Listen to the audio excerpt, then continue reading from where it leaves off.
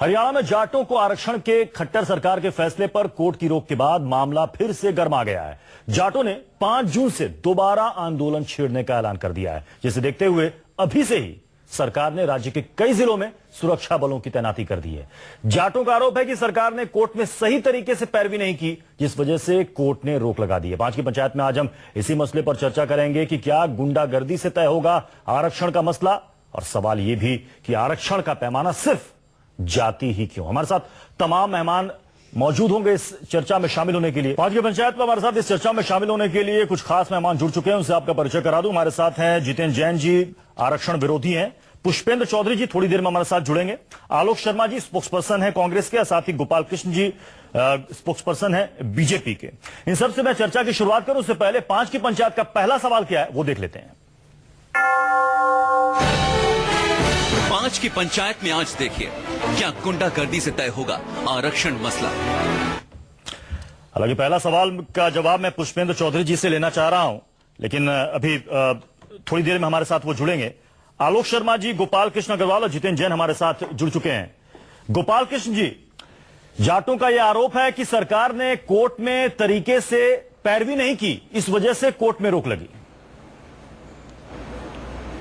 नहीं, ऐसी बात नहीं है। सरकार ने पूरी तरह से इसके लिए बिल भी पास किया था और उसके बाद अब कोर्ट ने बोला है कि आप अपना जवाब दीजिए, सरकार पूरी तरह से उसको जवाब देगी। अभी तो केवल स्टे हुआ है और अभी फैसला अभी बाकी है, तो सरकार अभी अगली सुनवाई अब जुलाई में होगी। गोपाल कृष्ण जी, किस तारीख तक अब अगली सुनवाई जो है वो जुलाई में पहले होगी। ही हम, लेकिन जाट कह रहे हैं कि 5 जून से हम आंदोलन फिर से करेंगे।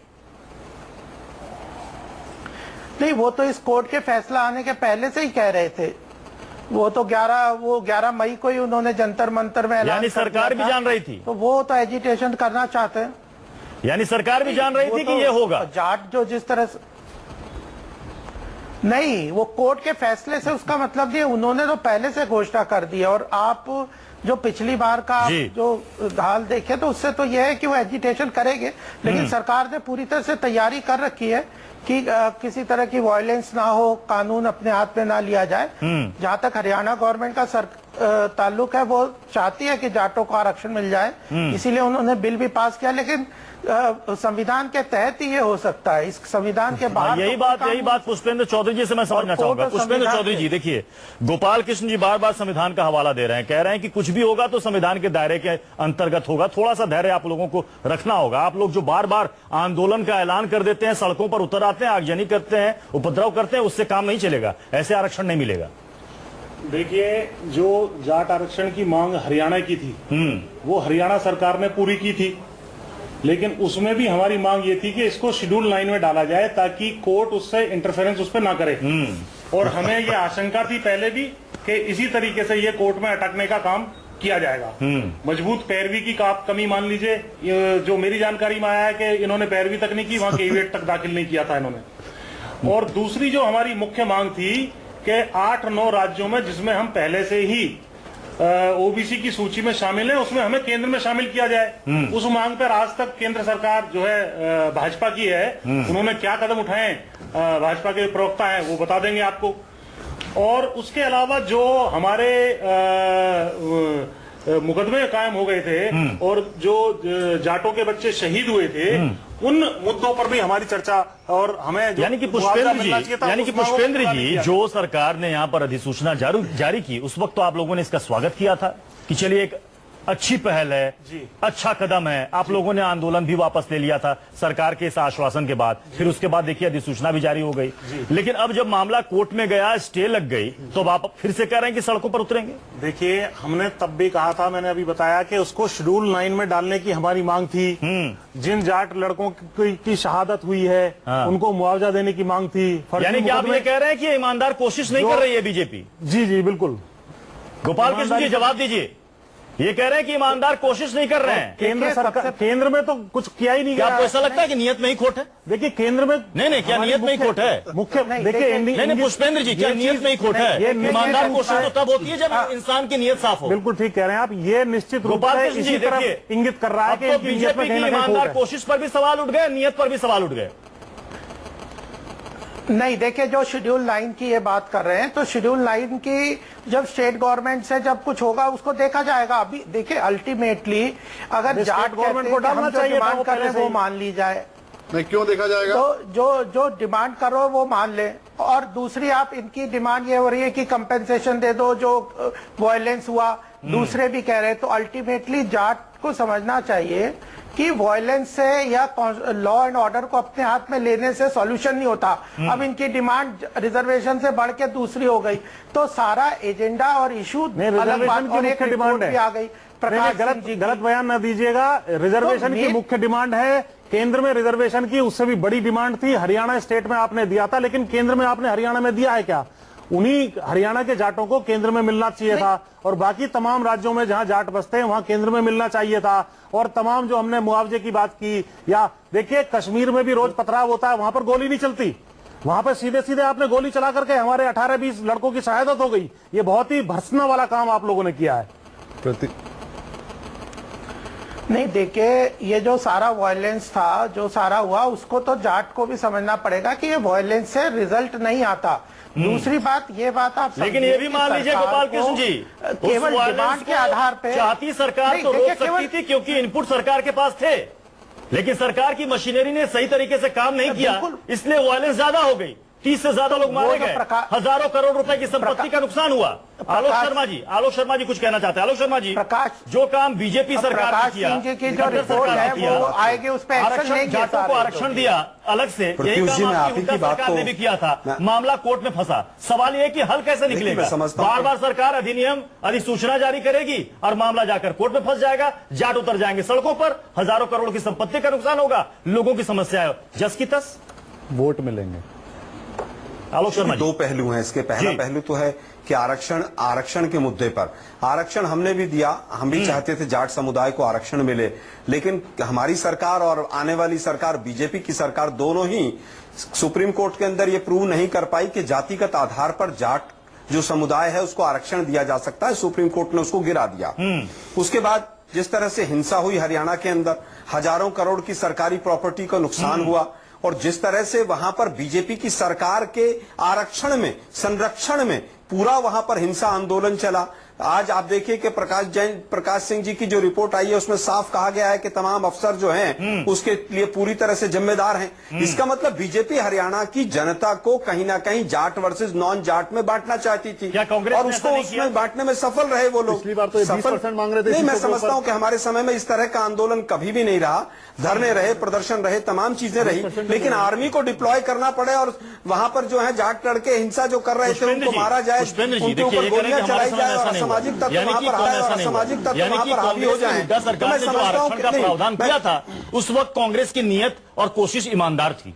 अगर कोशिश और सब कुछ ईमानदार थी, नीयत साफ थी, तो ये मसला अभी तक क्यों लटका हुआ है? देखिए, इसमें साफ तौर पे मैं बेबाकी से बात करना चाहता हूं, चाहे पिछली सरकार रही हो या ये सरकार रही हो, जाटों को स्टेट लेवल पर, चाहे हरियाणा हो या अन्य राज्य जहां जाट बसते हैं, वहां हमें आरक्षण चाहिए ओबीसी की सूची में, अलग से कुछ नहीं चाहिए। 10-20% जो भी 27% है, ये तो 27 हमें ओबीसी में शामिल किया जाए। तरीका नहीं है ना, पहली बार तो ये विधायिका दे रही है आपको आरक्षण और कोर्ट अगर इसको रोक रहा है तो आलोक जी पूरा करने दीजिए। हिंसा आज आपने शुरू भाई, पूरा आप कभी करने नहीं देते किसी को भी। परसों तीसरी आप पूरा करने दीजिए बात को। जब बीजेपी पहली मांग हमारी ये है कि हमें जिस राज्य में भी जाट बसता है उस राज्य में उसकी मांग तो सुन लीजिए। अरे भाई आलोक जी, मांग है, उसकी मांग तो सुन लीजिए। हिंसा के सख्त खिलाफ है आलोक जी। अरे आप जिसकी मांग है मांग तो सुन लीजिए। मांग क्या है? हमारी मांग बहुत साफ है, जिस राज्य में भी जाट बसता है उस राज्य की ओबीसी सूची में हमें शामिल किया जाए। हमारे लिए कोई ना अलग कैटेगरी बनाई जाए, ना ही कोई अलग परसेंटेज बनाई जाए। पहली बात। दूसरी बात, अभी भी जो शब्द दूसरी बात चाहिए, और सभी राज्यों में जहां पर जाट बसता है उसको केंद्र में भी दिया जाए।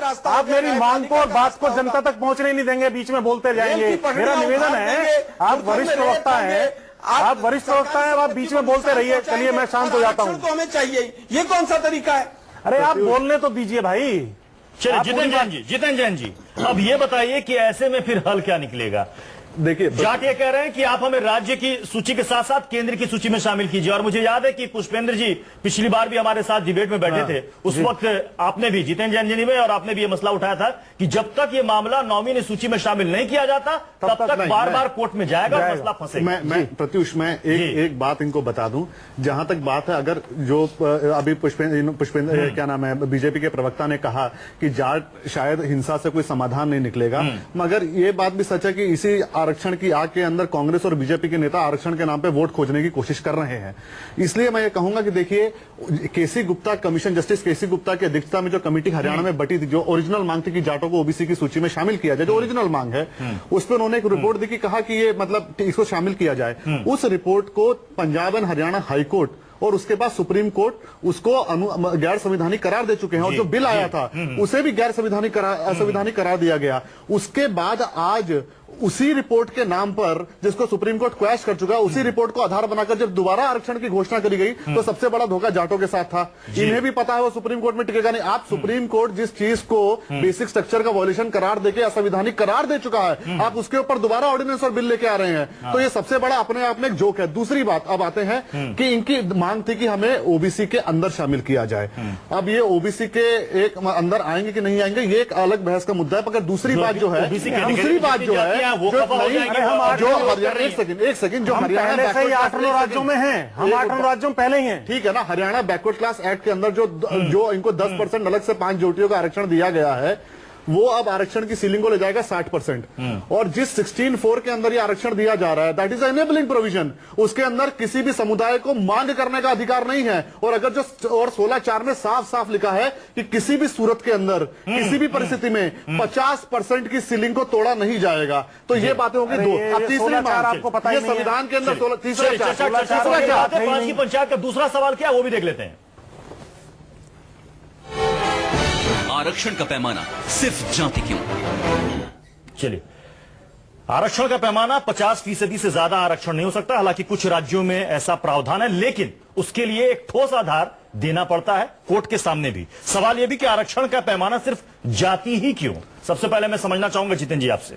प्रत्युष, सबसे पहला जो आपने सवाल उठाया कि ठोस प्रमाण देना पड़ता है 50% की सीलिंग को क्रॉस करने के लिए, इसमें एक आध जो एक्सेप्शन है वो तमिलनाडु में 62% रिजर्वेशन है, जिसको शेड्यूल 9 के अंदर डाला, 69 सॉरी सही करें, जिसको शेड्यूल 9 के अंदर डाला जा रहा है। शेड्यूल 9 क्या है? वो ये शेड्यूल 9 था जब आजादी के बाद जो जमीनें एक्वायर करी गई साहूकारों से, तो इसमें कोई ज्यादा वाद विवाद ना हो या मेट्रो बनी, उसके अंदर ये था कि बार बार अगर कोर्ट के अंदर लोग जाएंगे तो ये एक जो लैंड कंसोलिडेशन है वो नहीं होगा। उसकी मूल भावना अलग थी। मगर जो इवन आज तमिलनाडु का 69% रिजर्वेशन है, उसको भी सुप्रीम कोर्ट में चुनौती दी गई है, ये कहकर कि सिर्फ मात्र शेड्यूल 9 में डाल भर देने से आप अदालतें इसको रिव्यू ना करें, ये नहीं होगा। सुप्रीम कोर्ट अब ये संवैधानिक बेंच कह चुकी है, चाहे आप किसी भी बिल को शेड्यूल 9 में डाल दीजिए, उसका भी जुडिशियल रिव्यू हो सकता है। तो अब schedule 9 is useless in terms of having a judicial immunity. मेरा मूल सवाल यह था कि आरक्षण का पैमाना सिर्फ जाति ही क्यों? पुष्पेंद्र जी।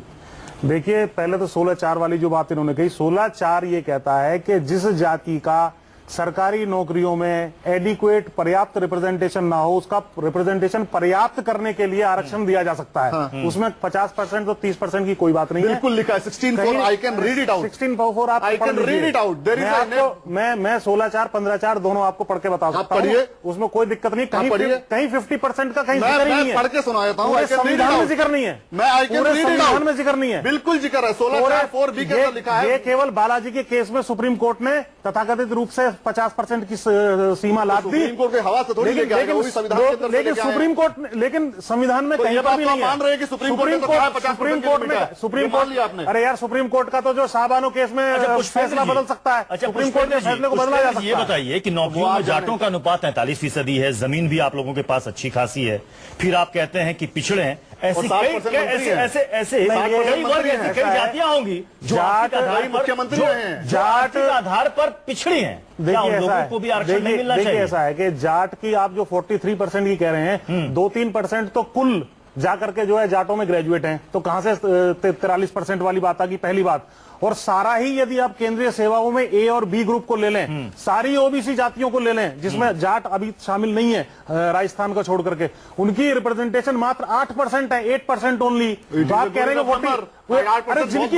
जिनकी जनसंख्या 60% है देश में, आप ये कह रहे हैं ओबीसी 60% और जाट आर्थिक आधार पर पिछड़ा, आप ये कह रहे हैं? देखिए, सामाजिक राज्य में और भी जातियां होंगी, सामाजिक और भी वर्ग के लोग होंगे जो कि आर्थिक आधार पर पिछड़े होंगे, सभी सड़क पर डंडा लेकर चले आए और जनी शुरू कर दें, हमें आरक्षण चाहिए। सेक्शन 15(4) सामाजिक और शैक्षणिक पिछड़ेपन की बात करता है। सामाजिक और शैक्षणिक रूप से जाट पिछड़ा है। 9 राज्यों में, 8 राज्यों में पहले से ही ओबीसी सीट में शामिल है। जाट ना भाई आप बोलने नहीं देते बीच में, ना सामाजिक रूप से, राजनीतिक रूप से पिछड़े हैं। राजनीतिक से कोई मतलब नहीं है। मायावती यदि मुख्यमंत्री बनती है तो हटा दीजिए, मायावती मुख्यमंत्री बनती है तो हटा दीजिए। सुप्रीम कोर्ट ने खारिज कर दिया। राजनीतिक जनसंख्या से निर्भर करता है, वोट के ऊपर निर्भर करता है, वोट के ऊपर आरक्षण, संवैधानिक वोट के ऊपर राजनीतिक पावर निर्भर करती है। तो राजनीति को आप आरक्षण निर्भर नहीं है, ये कैसी बात कर रहे हैं? आप वोट और राजनीतिक पावर के भैया आप कह रहे हैं, ये बात आप कह रहे हैं, एक सेकंड, ये बात आप गोपाल कृष्ण को जवाब देने दीजिए। गोपाल कृष्ण जी, हाँ जवाब पूछिए, क्या कह रहे हैं? मैं ये कह रहा हूं कि जिस रिपोर्ट को, केसी गुप्ता की रिपोर्ट को हाईकोर्ट और सुप्रीम कोर्ट पहले ही खारिज कर चुकी है, उसी रिपोर्ट को लेकर फिर आप सामने आ गए। अब ये तो जाटों के साथ धोखा एक तरीके से हो गया। ये आप लोगों को भी पता था कि ये खारिज हो जाएगा, कोर्ट में जाने पर मामला गिर जाएगा, तो क्या उस वक्त इन लोगों को सिर्फ एक लॉलीपॉप थमा दिया गया था, कुछ पल के लिए शांत हो जाओ? बिल्कुल नहीं, देखिए ऐसी बात नहीं है। जो एजिटेशन जो चल रहा है जाटों का, उनको डिमांड है, उसकी सरकार कंसिडरेशन कर रही है, देना भी चाहती है, लेकिन जो कानून के तहत ही होगा। और जातिगत आधार में भी यह चर्चा रिजर्वेशन की बड़ी व्यापक होती जा रही है कि क्या आर्थिक आधार को हिसाब से भी इंक्लूड करना चाहिए। केवल डिमांड के हिसाब से अगर रिजर्वेशन देना शुरू कर गए तो समाज के हर क्षेत्र में, हर जगह पे कुछ जातियां डिमांड करेंगी। और फिर रिजर्वेशन अगर कैप है ओबीसी में, जैसे ये कह रहे हैं कि उसके कैटेगरी के अंदर दे दिए, तो बाकी लोग हरियाणा सरकार, हरियाणा की बीजेपी सरकार ने यह भी कहा था कि इसके लिए संविधान की 9वीं अनुसूची में डलवाने के लिए केंद्र से आग्रह किया जाएगा, हुआ क्या? हाँ, तो नहीं, तो वो करेंगे तो देखा जाएगा। जैसे भी हरियाणा का सरकार अभी जब शेड्यूल 9 में तत्काल करना चाहिए था, तो जब वो शेड्यूल 9 भी जुडिशियल रिव्यू के लिए ही तो रोक रही है। चलिए, यानी कि आप ये कह रहे हैं कि धैर्य रखिए, आप ये कह रहे हैं कि धैर्य रखिए, जा सबसे बड़ा धैर्य रखिए और इसका सॉल्यूशन निकाला जाएगा। आलोक जी, बहुत नहीं हो सकता, और केवल टिप्पणी, आखिरी कमेंट आलोक जी, आखिरी कमेंट आलोक जी। देखिए, मैं समझता हूं कि 9th शेड्यूल में भी जो जितेंद्र जी ने बात कही है कि 9th शेड्यूल में डालने के बाद भी उसका जुडिशियल रिव्यू नहीं होगा, ऐसा नहीं है। 9th शेड्यूल में भी अगर कोई चीज मैं कह रहा हूं जुडिशियल रिव्यू होगा, वही बात वो भी कह रहे हैं, आलोक जी भी वही बात कह रहे हैं कि हो सकता है। मैं वही कह रहा हूं, मैं उनकी बात से पूरी तरह से सहमत हूं। तो इस 9th शेड्यूल में डालने के बाद भी इसका कोई समाधान नहीं है। लेकिन जो भी चीज होगी वो संवैधानिक और न्यायपालिका के दायरे में होगी। ये बात आरक्षण की मांग अगर लटके जोर पर होगी, जिस तरह से जाट आंदोलन और पटेल समाज वहां पर कर रहा है, मैं समझता हूं अगर आप बैकवर्ड हैं तो नहीं कर पाते हैं, उसके बाद